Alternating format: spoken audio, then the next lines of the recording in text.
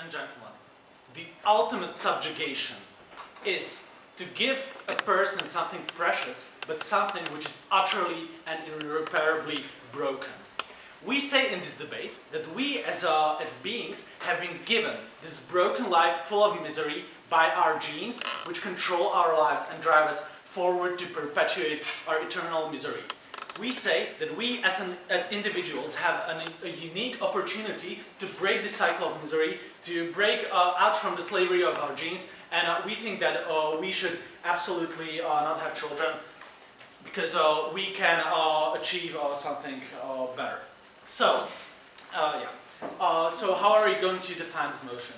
We say that the definition is very simple. I, as a person, as an individual, would choose not to have children ever because I feel morally obliged not to do that. We are debating like in the present day in Europe and so on. So, 3 points in my speech then. Firstly, why life is full of misery. Secondly, the question of consent. And thirdly, the ultimate purpose of humanity. So firstly, on the conditions of life and why that is miserable. So as we said, we think that, that the conditions in which we live are very miserable. We say that firstly, when we look at, for example, like material things, those are not good enough for us as beings. Use your imagination and, for example, think about Middle Ages. You wouldn't want your child to be born in Middle Ages because it was horrible. But if you go to the future person also wouldn't have liked to be born in our present age. We have sicknesses, we have wars, we have many bad things which happen to us all the time. So we say that this is not a question of how materially well off we are. But secondly, also we say that currently people are born into a system of a capitalist exploitation. We don't have so much agency to choose our lives. We say that democracy is broken and we can't really like control our fate. But thirdly, we say that there inheres a certain fear of death. You know, in every minute of my life, I'm afraid that this thing which I have is going to end. What that means? We say that any agency which we might think we have is fundamentally unachievable. We say that firstly, some achievements in terms of like developing some science programs and some works of art are futile because they firstly don't mean anything, but secondly we are always like comparing us to someone else. There is always something better. We don't have anything to strive for. But secondly and crucially, we say that happiness itself, as we feel it, is futile and degrading. Why? Because it's a sick joke that we can only experience happiness in comparison to pain, right? In order for us to be happy and to feel okay, we first have to be hurt, we first have to like cut our souls so that we have something to compare the happiness to. We say that the functioning of how we perceive and experience happiness is a sick joke, and we think that's very bad. So we think that we have told you enough reasons why life itself might be bad. But then opening and closing oppositions will surely say, okay, but I might like that. Yes, we agree that it could be the case, but we think that the consent is the key thing here. That's our second point. We think that a moral imperative arises here to not break the consent of the child who will be born. Because we have all the reasons to believe that the child will be unable to achieve happiness, will be unable to feel happy for the most of the life, will have to be hurt in order to feel happy in the first place. We should probably ask the child before he or she is born. But that's the problem. We have no way to ask to get a confirmation or any opinion from this unborn soul to know whether they want to take on like this cruel life. But secondly, we think that even if in a hypothetical case where some sort of consent might be implied, we say that this is still wrong. Why? Because we don't typically consent to things like selling myself to slavery, to like cutting parts of my body off, and so on. We say that some things can be consented to very effectively, and this is one of them. But thirdly, we say that it's also that we as a human population and human beings are driven by genetic machinery to go on. So we say that the choice to end his or her life of the child is not very good, because they are driven forward by the evolution to live, so they are forced to live and perpetuate this misery on and on. So thirdly, on the purpose of humanity. So, like, firstly, we don't think that humanity has any good role in the universe. We say that in the age of atomic weapons, we are firstly killing the planet and we are doomed to extinctions, right? We say that civilizations in general are doomed to extinction. That's why all the stars are blank. That's why we see no one in the universe, because they are purposeless and they destroy themselves. But secondly, on the purpose of humanity. So we were evolved as replicators. From genes. The genes like developed our brains in order so that those genes might recreate themselves. So the thing is that we don't have control over ourselves, right? Because we aren't achieving our own ends, we are achieving ends of the genetic evolution which has been going on. We say that this is fundamentally wrong, because we have, as a humanity, in a deeper sense, never consented to anything like being alive in the first place. But what happens then is that these genes keep us going on. They keep pushing us towards living. That's why suicide is so hard to do. They keep us like replicating on and on and on, and bringing more children to this misery. We say that this is a horrific and a cycle of oppression of life, and we as individuals have moral obligation to end it. We have an opportunity to say no to these genes which misuse us for their own ends, because we can think and react faster than them. We can say to them that you will not exploit me. I can see that the genetic material within my body is not my boss. And we think that the only answer in which we can break the cycle is to not have child, so that the child won't be a slave of his genes anymore. So, because the conditions of life are bad, and because happiness is a sick joke. Because there is no way to consent, and the consent is bad even if it were possible, and because the purpose of humanity is non-existent and is only slavery to genes, very proud to propose.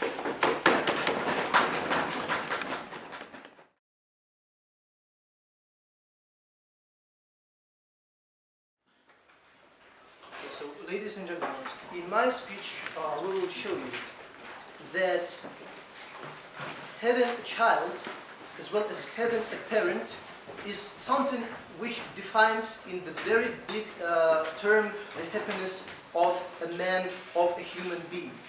We will tell you why denying something which causes the happiness of a human being is deeply immoral. We will show you that define a person from an opportunity to gain happiness, to realize its ideas, to feel itself accomplished, is immoral. And we will show you that to be happy and to let other people being happy is actually moral.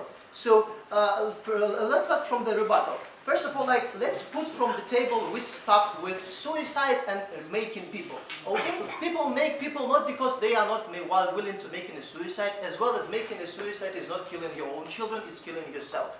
And as well as your argument about happiness and moving on any harms which will destroy other happiness. But the thing is that happiness is possible only if you're alive. I've never heard about any dead person being happy or being unhappy. If you are protecting the happiness of the person, you have to make the very first thing which makes happiness possible. It is actually being alive.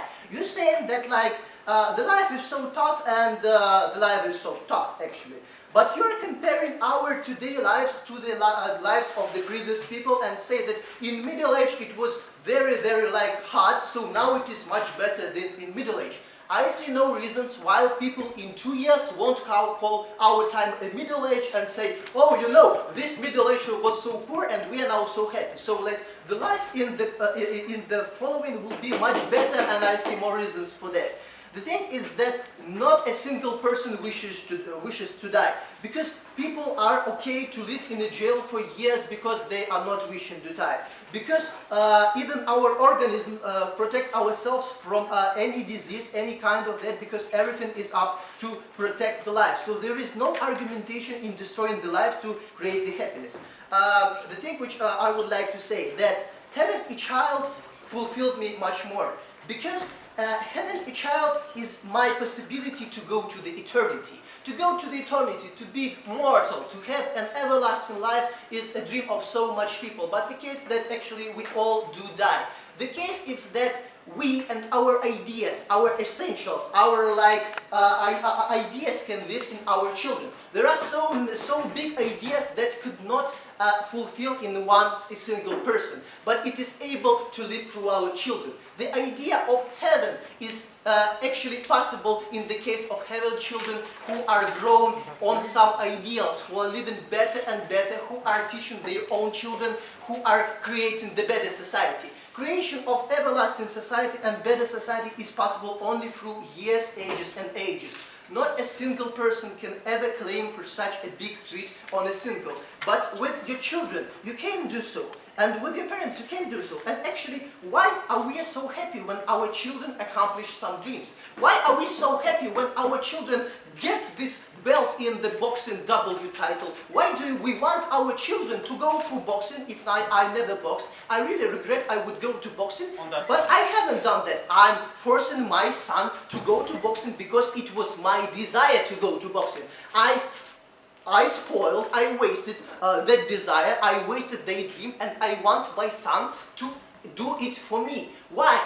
Because I feel that I am living in my son. Because it is possible to do it for my son. Because I feel that he has the same eyes as you are claiming, the imprisonment in Gens. Yes, because it is a part of me which keep alive. And when my son do something, who do something with my blood in his veins, who does something with my eyes, who looks actually like me, I feel that I am committed to doing something good. I am feeling that I have done something. And we say that feeling that we are realizing ourselves even through our children, feeling that I am doing something even through my children, feeling that I have raised a person who is happy, who is accomplishing something, makes me so much fulfillment. We say that it is one of the biggest dreams to influence the world without others. Please. Yes, but if you want to have a child, in order for you to be happy, that is a profoundly selfish reason. How is that moral? Could you please repeat? That having a child in order to make you happy, without asking the child whether he or she wants to be born, is very selfish. Thank you. I guess I do that affirmation every time I say thank you for my parents for making me alive. And for my parents greeting with my happy birthday, and I guess happy birthday to be a happy day, not a miserable day. So the second point is why it is immoral to forbidden other people for being happy. I've already told you that having a child could give me much more opportunities and creates me happier, because I feel a person who is actually a part of me, who feels like me, who believes in me, and who I can influence on deeply. This person is maybe my clearest, not the teammate, by my clearest mate, because I have raised it and I transferred my idea to this person. So I have a very deep connection with the person, and having such a person is so essential for being happy. We say that moral is letting other people be happy. Look, what is moral? We say that it is moral if you help other people and be happy. We say that it is moral if you help other people, if you give the food, if you treat the injured person. We say because it creates their happiness. If you decrease the level of happiness, we call it immoral. So we say if in status quo you are voting for people for not having children, we say that you are voting for people who cannot go to eternity. We say that you are wanting to make people on a deep social pressure for having a child, and it makes him deeply miserable because he feels himself accused on having such a mate. We say that if people will have such a public pressure for having a child, there is a chance that they will feel themselves guilty on doing that, or they won't doing that. We say that having a child, having a family, opens much more ways for the happiness of the people. We say that it is moral to open as much ways to the happiness of the people as it is possible, and it is immoral to close the most wide ways to the happiness of the people. We say that the proposition wants us to blame those who have children. We say that blaming creates a risk that the man or the woman will never follow on that road. We say that the person will be unhappy walking on that road. And if this road leads to happiness, we call it moral for the person to go on that road, and we call it moral for me to encourage the person to go for that road. For all these reasons, I beg you to oppose.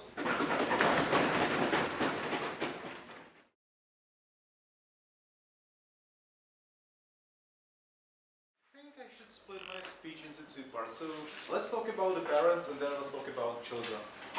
Okay, three parts, and then let's talk about humanity.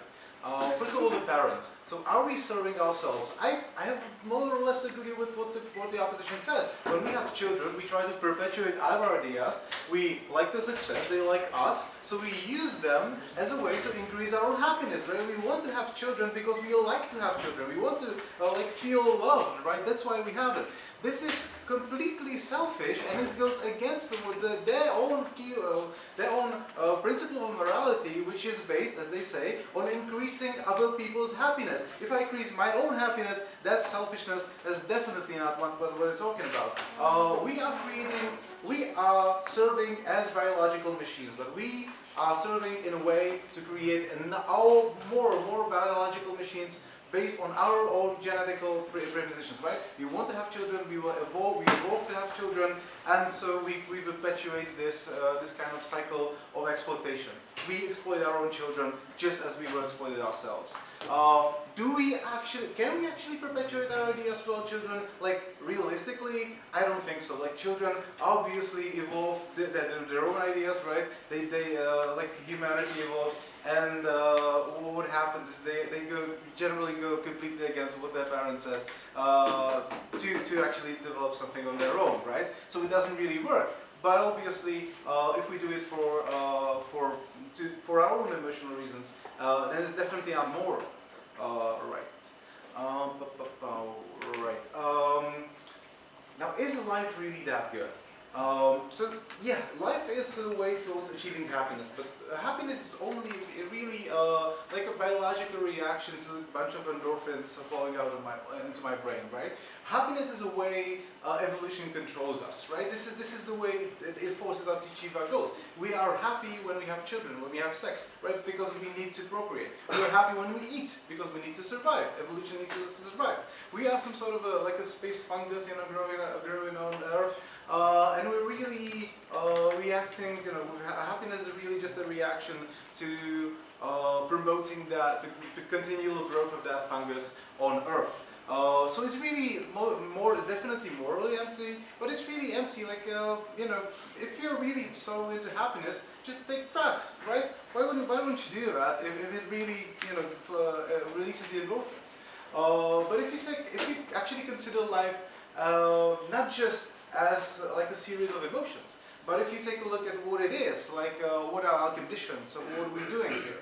Life is really terrible. It is a succession of misery. Yeah, there's sickness and wars. There is death, right? The life is ugly. Look around you.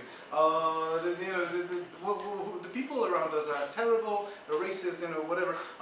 They're really bad. We have to work. This is not like normal. Like, you shouldn't really accept that. Like, we have a system in which everybody has to work basically from the moment they are born, right? Even children need to work in school. They need to learn. They are forced into this cycle, into this continual slavery, and until they die. We have a constant fear. We have constant fears, you know, of death. Having parents is actually pretty terrible, because not only you have someone who is going to die and you love, but you have massive empathy towards that person. Like, I mean, this is what life brings us, right? We have people we love, and at the same time the certainty that they were going to die, and we're going to massively suffer because they die. This is what life actually is, and all happiness is just a biological reaction. Okay. Let me just say, okay. So morality. If you take morality as a way to improve, as a based on increasing other people's happiness, then obviously we're increasing other people's misery. But if you take morality as a way of saying you shouldn't do something unless to other people unless they consent, then obviously there is no way to take consent from children, because they were predetermined. When they were born, they are predetermined to love you and to tell you, thank you for raising me. This is how they were born. This is what their brain tells them to do, and they're going to do it. And no consent, no love from them after the fact is an expression of consent. And obviously, if you force someone to watch other people die, if you force someone to die on their own, if you force someone to suffer through childbirth and whatever, which is what happens in life, That's something that cannot be consented to, even if these people actually could have that sort of consent. Now, and then at the end, let's talk about humanity. Oh, go ahead. Thank you. So even if happiness is just a lot of endorphins in my mind, it would be moral if there would be lots of endorphins in the mind of people, because moral is opportunity to give other people an opportunity to being happy, while immoral is making them unhappy, so having less endorphins in their minds. Right, so this is morally, so not having children is morally neutral, because you're not making them unhappy and you're not making them happy. So it's morally neutral. But it's definitely morally bad to give people life because you force them into the actual condition of life, which I described as terrible. And so let's talk about humanity.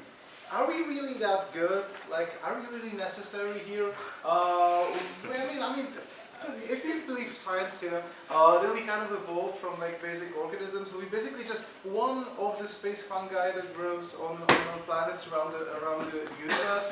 We really don't have any goals. There is nothing inherently moral about humanity, and what we are just like biological machines serving some sort of like inherent process of evolution. You wouldn't say that the existence of planets is moral, right? Like planets should collide and create new planets. But this because they are just the result of like physical laws of nature, right? Evolution is just like that law, and we are just the unwilling agents. I'm sorry, the unwilling are we agents? Media of the perpetuation of biological matter. There is no inherent good in that, and if ever humanity actually makes a conscious decision, if ever it will be an agent, like it will if ever we want to be free, the only decision we can actually make as human beings is to end this perpetuation of humanity and to release these shackles of evolution from us.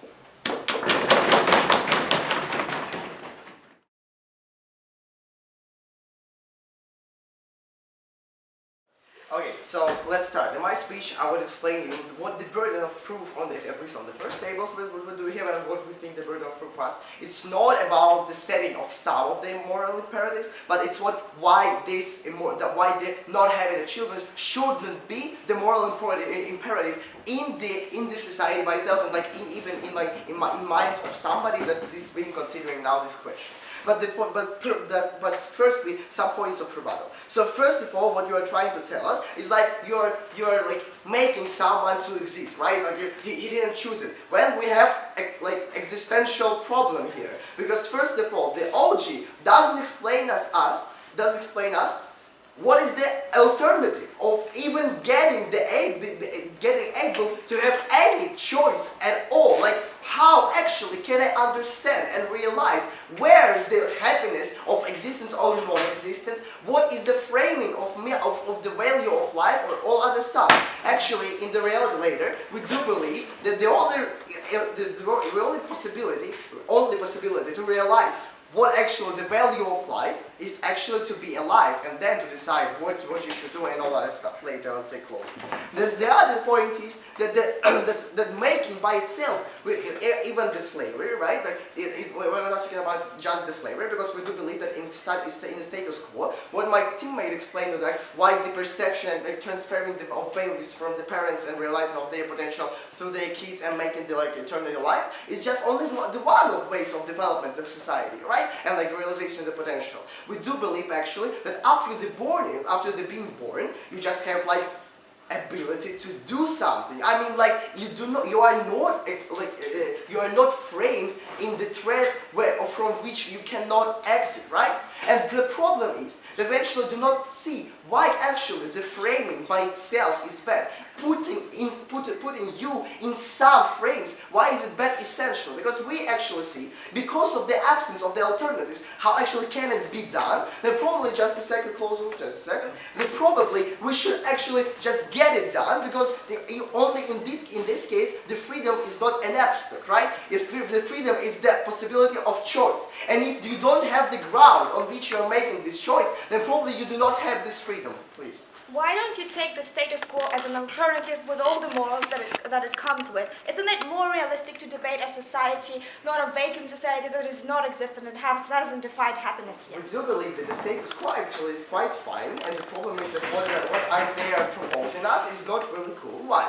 Because of course in the presence we have some pressure from the society and like the pattern that being like the providing children and creating children is like it's a cool thing, and that's why we have some problems with like some child free and all this stuff. But the also problem is, or like the cool thing is that the society is being changed. We are standing here for the electric development. We are standing here for the point is that everyone could decide what do they want. What my teammate brought here in this case, he brought that the creating of the moral imperative, we actually do regret in some parts that the moral imperative sometimes, the moral imperative of creating children, of having children, was being created. Like we actually regret that this forcing was made some day in the past. But we believe even in this case to have a child, not even this moral imperative is better than the existing as the prior, the moral imperative that not to have a child in the world. Why?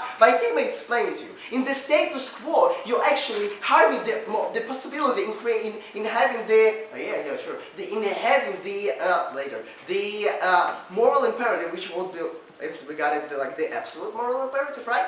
You are limiting the possibility, the opportunity of any other person who actually would want to get a child to provide these actual ways of self-realization as like transparency, like the transferring of your values and your interests to like at the future, because you realize of your limitings as the existential, right? So you cannot live eternal. But the point is that now you are limiting all other people, which is actually moral, because that's what our principle is, right? You can realize yourself until you are limiting someone else's rights. And in this case, this moral imperative actually limiting people's rights, just because the creator of this moral imperative creates the understanding and the perception that all this kind of thing, that being alive by itself and moreover creating another life is like a huge problem. But what we do stand for, we do stand that actually in the status quo you have a right to choose, and everyone has a right to choose whether you want for you to have some kind of wish or desire to provide the future for your children.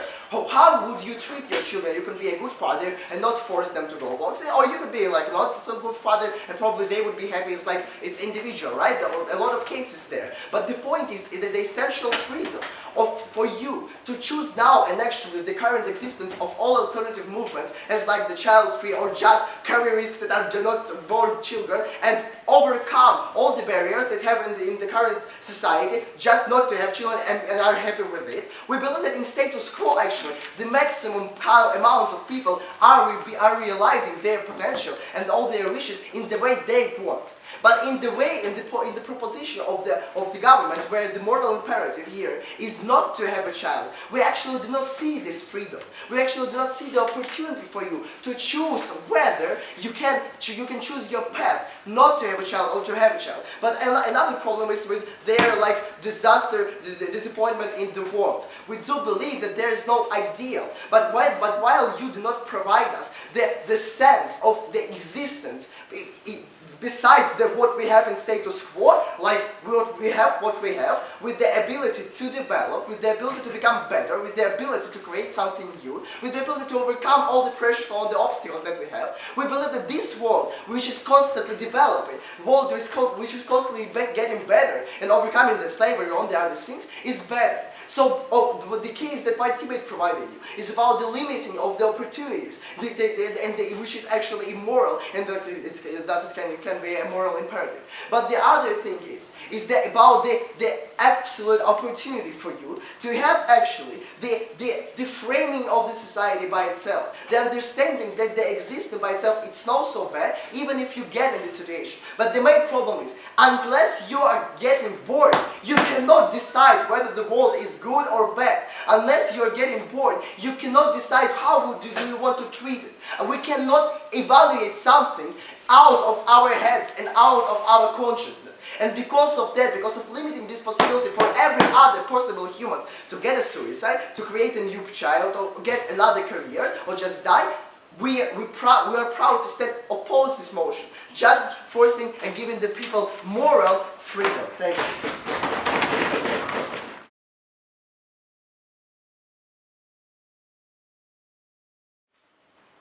Thank you for the floor, Mr. Speaker. Make no mistake in this debate. We're not living in a world with freedom of opportunities. We're very happy that the opening opposition agreed to compare this debate in terms of the status quo and the morals that we have in society currently, and the moral imperative to have children, which is strong and which they have undermined and under-evaluated, to the moral imperative that we are going to introduce. So we are not setting this debate in a vacuum on some planet where society doesn't have any morals and any norms established right now. We also want to point out that this is not a law. So you're not physically limiting those people from having children if they want to do so against the commonly accepted moral imperative as it is right now. And finally, I will explain in my speech, by the end of my speech, why we think we are justified to put some blame on others and put some social pressures on those who will be having children for the sake of getting rid of the stigma from the numerous groups that are suffering right now, and we think that are our most important stakeholders in this debate. Okay, going to my explanation. Right, so we think it is important in this debate to understand how do we make choices in the current society as long as we are actually debating the comparison with the status quo and the morality that we have right now. We think that, as the OG says, we often make those random choices that leads to the kids being like a burden and not the happiness. We think that all those claims that kids are always eventually the happiness and the continuation of your life is not true. It's not 100% of the cases that you are happy to have that child. We think that sometimes the choice was not the choice that you wanted to make, and that is a burden in the end for you. So we think that it is important to weigh that against being stigmatized of not having them in the status quo. So we think that those random choices may of course lead to kids suffering, to not being taken the full responsibility to care for those kids, and a lot of practical harms that will actually harm the life of those children. And more so, yes, they haven't agreed to be even born, and we're taking a lot of responsibility here. But also, it's important to understand that what we are doing is we are introducing a counter-imperative, and that counter-imperative is important in the way it changes the calculus of the decision that people are making. Well, what kind of things do we have? We think that people who will accept that imperative and will live by it will gain a bunch of benefits from it. Like the OG has already mentioned, and we also think there are benefits from having no time frames for your self-actualization. We feel that there are benefits from actually investing more in your life and actually contributing more to the society. We think that there are benefits to that, and we don't necessarily have to claim that just because you can give birth to a child, you have to. We don't necessarily have to be guided by our instincts. But more so, we think that those people who are in this reality, that with a new counter-narrative, which will also be strong because it's a moral imperative, right? We think that those people who go against that decision, who make this decision consciously, they will be the ones who will take the full responsibility for their choice because they understand that is the not morally accepted, not the morally accepted one. We think that is a reality check for us because now, despite the risk, they will be taking that decision, and that is good because those decisions will be more well thought. Why we think that is important? Because overwhelmingly, right now we have teenage pregnancies, we have children being thrown into the toilets, we have all kinds of disasters happening because people are not making those choices because of the responsibility that they want to take, but they are making those choices because they just feel that they are obliged to do so by their evolution or by the nature or something like that. So I think that that is wrong, and we as a society that is far from instincts and are setting morals that disregard those instinctual behaviors has an obligation to change that. Finally, we think that the most important extension that we want to bring to you today are the oppressed groups that are currently suffering from the existing moral imperative to have children, and those are women, and those are with the LGBT community. So what do we feel? How do we explain the female experience? Explain the female experience right now in the current situation? Nothing. It's just over there. Okay, I go quickly. So you're saying that existence of this imperative makes other people unhappy, but you're proposing to make another imperative which makes other people unhappy, and you can call it moral. I got your point. I will explain why it is justified to put some pressure on one people to save the others. I will come to that. Well, basically what we're saying is, well, the women, the way their experience is now established, is now formed, is when they, basically, a lot of the times the whole self-worth is based on how capable they are as mothers, for example. When you grow up and you're cooking something for your parent that, oh, that is very bad dish, you won't be a good mother when you grow up. Or like, oh, why were you shouting so much, or so hysterical, like you won't make a good mother, you know. So like, especially in specific countries where this is still like, there's even more social stigma attached to that, we think that this moral imperative really makes, like, really defines the way that women, the women they turn out to be. So we think that that is important, that they face the suppression, but also the strength of this narrative can be measured by, for example, the LGBT community, because LGBT community doesn't have a reproductive, like say, capacity to have the child in a couple, right? But they still do that because they're also influenced by that moral imperative that you should have child and you should be the same normal kind of person, normal kind of couple. So we think that that is so entrenched in our society that we have to introduce a counter narrative. Otherwise, there is no way of actually fairing and equaling the ground. And if we want to do so, like eventually in the long term, we think that we can't say that we may abandon all of those narratives when we reach a society when it's more balanced. But currently it's so unbalanced and so oppressed that we don't see a way of getting over this. So we think that for females, it will mean defining their whole experience as some new experience. They will no longer see the self-worth of being a mother, they will see the self-worth as self-actualizing in other fields, and they will feel like they're defined by that and not by this. And for LGBT societies, they also feel less oppressed because they don't have to stick to that normal, because that's not normal anymore. And it's fine for them to follow their path as they see it coming. So finally, in the last minute, why do we think that, yes, it is controversial indeed, but we see that there are no other means that we can do so? Why do we think that it is justified on our side to oppress a certain group of people who would choose to have children, in a way oppress, or put some blame on them for the sake of freeing the stigma of others? We think that that is first absolutely necessary. We think that the calculus of the decision of people that are making now is predominantly bad and leads to the suffering of those kids and those people as well. But also we think that the oppression on our side is much bigger, and it disproportionately targets certain groups, but also hinders our self-actualization abilities, and especially set in the time frame of like having when you're reproductive to have the child. Even if you do apply some social pressure, we believe that the reasons for our narrative are much better, and that the capacity than just the capacity to have a child. And we think that with our imperative we'll be able to reach a much fairer society. Therefore, vote proposition.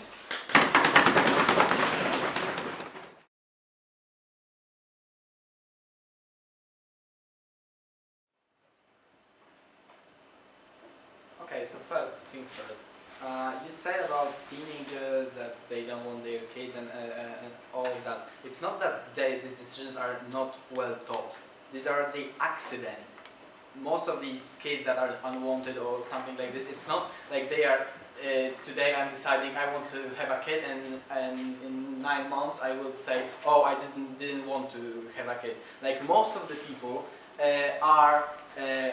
this is a well thought process, as it is right now. Like the problems that we have, like with unwanted children and all of that, it's the accidents. It's not like these people are making children and then they are not wanting them like after one week. Most of these decisions are really well thought, are planned because they are reflecting on your whole life, and they're not whimsy like, oh, I want to have a children, oh, I'm going to have a children, oh, I don't want to. And you also are saying about the oppression of women, about oppression of LGBTQ, and in a fact, like right now in our society we have a choice. We can either have children, we can not have them. We have the choice to give life to. We have the choice to give and to create life.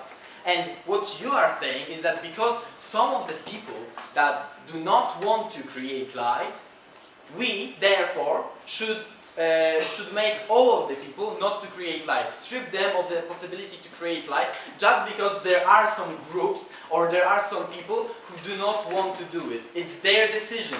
It's not we should not oppress all the people because just someone decided not to create life. And Mora, like first things first, it's attacking the value of life, because in fact we are giving a moral imperative that creating life is bad. In fact, we are saying that creating life is bad. And And what does it mean? Like when we are saying that creating something is bad, we are saying that this thing is bad. So in a fact, like government is saying that life in itself is bad, something that we should not create, something that we should not value, and something that is not of no special value. And what is the problem with this? Our whole society is the fundament of it is the value, is the value of life, and is the creation of better life for me, for my children, for the future generations, and to make the life of all the people I care about better. And this is the central value of our society that helped us develop, helped us advance. And what was thought about by the first government about this, that in the future they will say that right now is medieval ages. But the problem is, to get to the future we need to live. We cannot get to the future without having children. Like we will just die and never never get to the future. Right now we are living in the best scenario that is possible. That there is no other dimension in which we are not having children and we are advancing further. Right now, there is no better reality than the one that we are having right now. We can, by living and by having children and by developing our society, we can develop our society and make it better, make it better.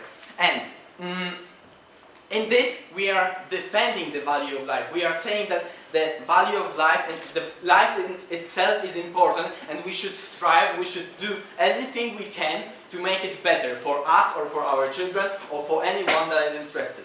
And what is more, in fact, by setting the moral imperative, because right now there is no moral imperative, or to have children or to not. There can be social stigma, but it's not moral imperative. And by setting this moral imperative, we are throwing away the dedication and the effort of all of the people that died, all of the people that were before us, all the generations, and all the people that are working right now, that are right now creating something for maybe for themselves or maybe for future generations. We are in fact saying that that their work, their dedication, their effort, everything that they wanted is worthless. That we do not hold any respect to anything that they done. We do not hold any respect to the work of other people, because if we will say that all that you created, we do not want it, we will stop the, we will. It's not good to have children. It's not good to use the things that were created by our predecessors, and by using these things, we are in fact paying homage to their lives and the effort that they gave. And we cannot pay this homage. We cannot respect them and pay attention to these people, to the whole generations, the billions of people who were before us. We cannot do it if we are not alive, if we are not on this, if we are not using the things that were developed by them, because we are not alive. We are just dead. We are not alive. And what is more, this is the government is in fact giving us the easy way, because there is like they are saying like humanity doesn't have a purpose. We do not have purpose, so we should all die. We should all cease to exist. And this is the easy way. This is the easy way of not trying to create some value of our lives, not trying to create anything, or not trying to, in fact, creating valuable life, valuable persons, and to enrich them and make them happy, to make it possible that everyone who is born doesn't need to feel pain, to suffer, and he can be happy. We are choosing the easy way. Just not create them. Doesn't have this problem. Let's all skip this possibility that someone will ever feel pain. Let's not focus on making it better. Just eradicate the problem as a whole. Like they are not. This is the easiest, the least. In fact, this is the least moral way, because most of the moral things are things that we need effort, we need something to do, we need to sacrifice something, we need the effort to do something. And in fact, you do not want to sacrifice anything. Like, you just want to not pay effort, not be dedicated to work, to making people's lives easier, making them better. You just want to end it all, and just do not have the problem about creating the values, creating the meaning for our lives and for future generations, and making their life happier.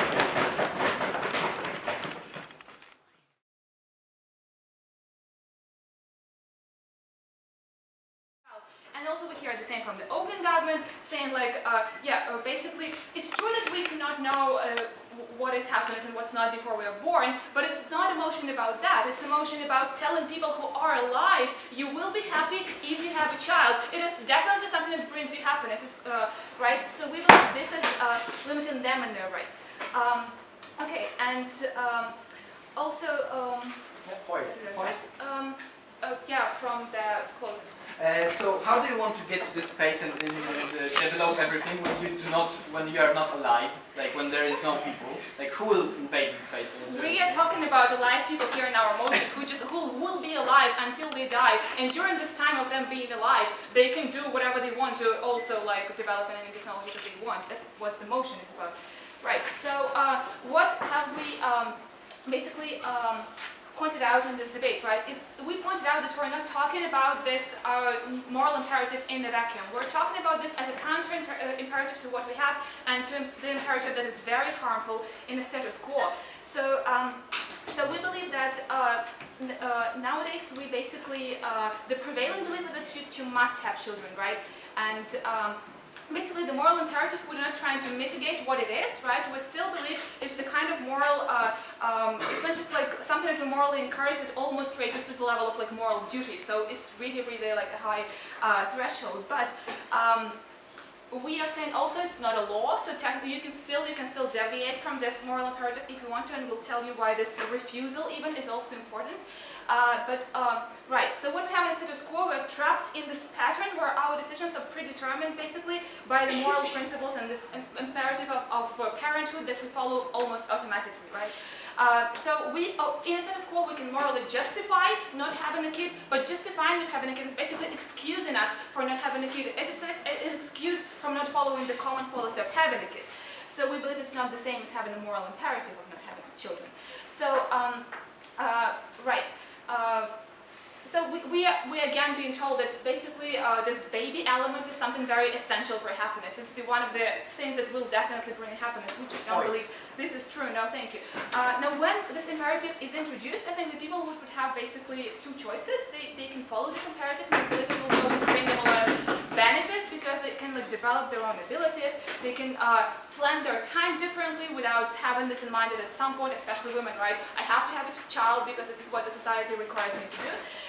So we believe it's going to be beneficial for them. But also, you may choose not to follow this. And we believe this choice to deviate from this moral imperatives we introduce is actually a very important step, because it's a very risky step to deviate from something so fundamental.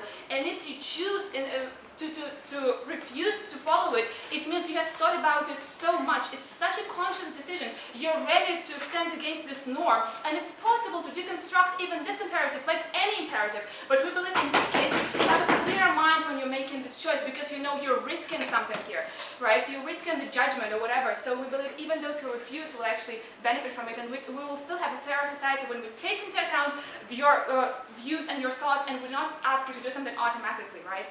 So we believe in this way we're sort of taking this, us from this like hamster wheel of parenthood we're all sort of doomed to follow all the time, and we give people some agency. Right, so no, thank you. We talked about stakeholders here. What we brought to this debate, apart from this counter-narrative perspective, is also that some people are disproportionately harmed by the narrative we have right now, and those people include women and the children that actually are born from these women that don't want them, and the LGBTQ community.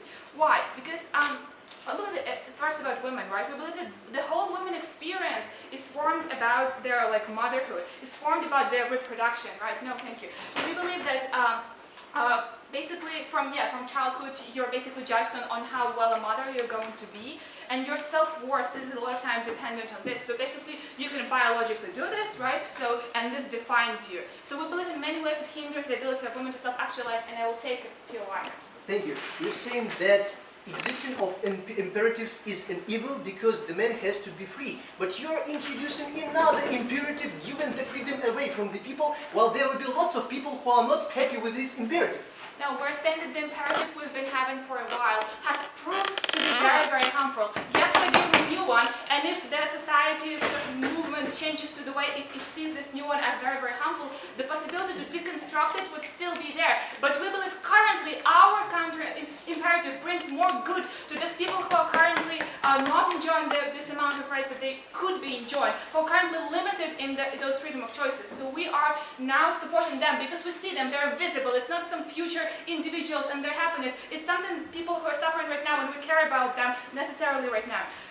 Okay, so these women, right, who are forced to make this choice in their life, they give birth to children who are basically can be unloved, cannot have enough sort of connection with their parents, who have this major daddy and mommy issues, as we all do, right? So this comes from the this narrative that, they were born because they had to be born, because there was no thinking, sometimes involved.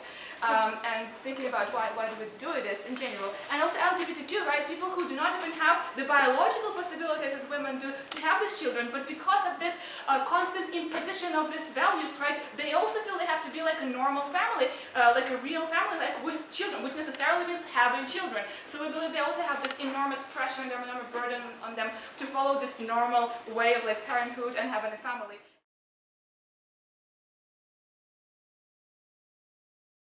There were arguments on countering the space, developing technologies, and developing the lives we want to live in, but with the basic problem that if there's no people, like nobody else is like there's no more birth, like our life span is limited, and there's no person after, for example, 80 years who is going to do that. So that's the first point. And the second point is also we heard about some pragmatic benefits that would justify the lack of the moral imperative that would lead to the happiness of the people, and it's also correct, but what the lack of the moral imperative came us to is that limiting the possibility of having children is actually contradict to the morality principles whatever we want to believe they came to.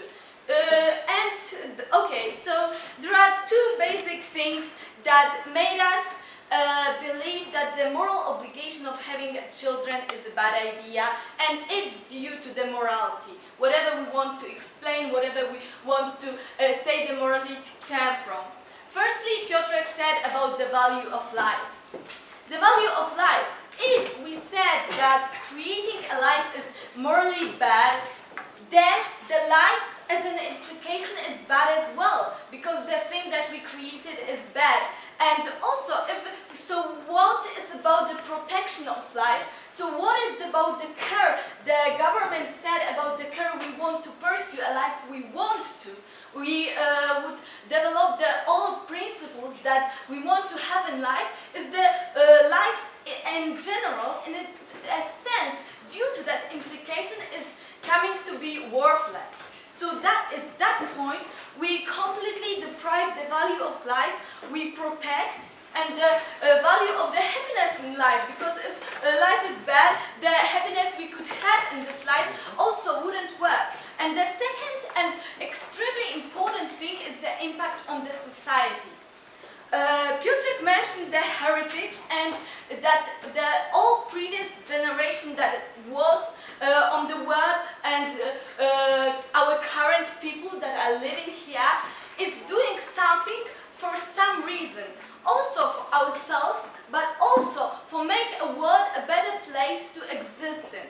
And that came to actually the vision of the morality and the ways the people in the world tried to explain the morality. Because all the belief system, all all the religious system, all the cultural thoughts were focused on the passing generation, were focused on the heritage and the ancestors as the way of explaining morality. It's the reason why every holy book includes the genealogy tree, includes the importance of passing the generation.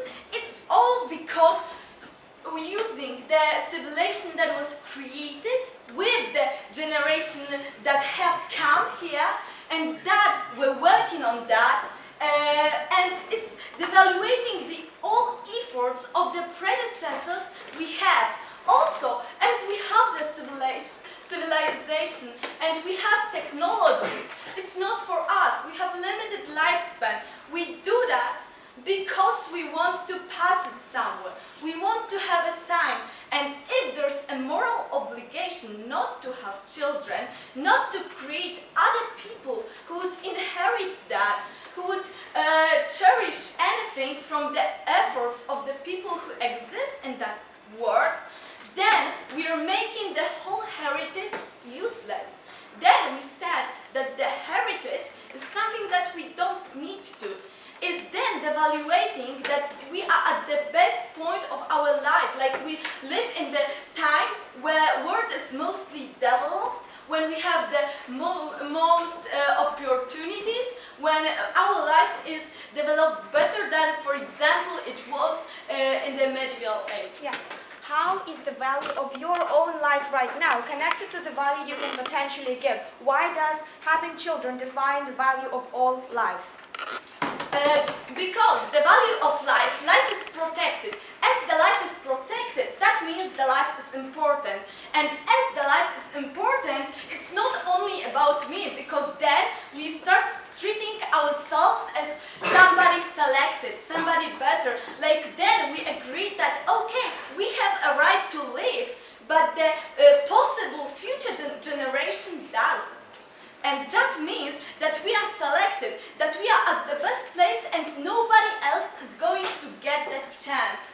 So in that point, we're just denying the really need of the future, of the continuation of that future, both as in natural way, so simply developing the genetic, and also in the cultural way, so all the things that was said about the heritage itself.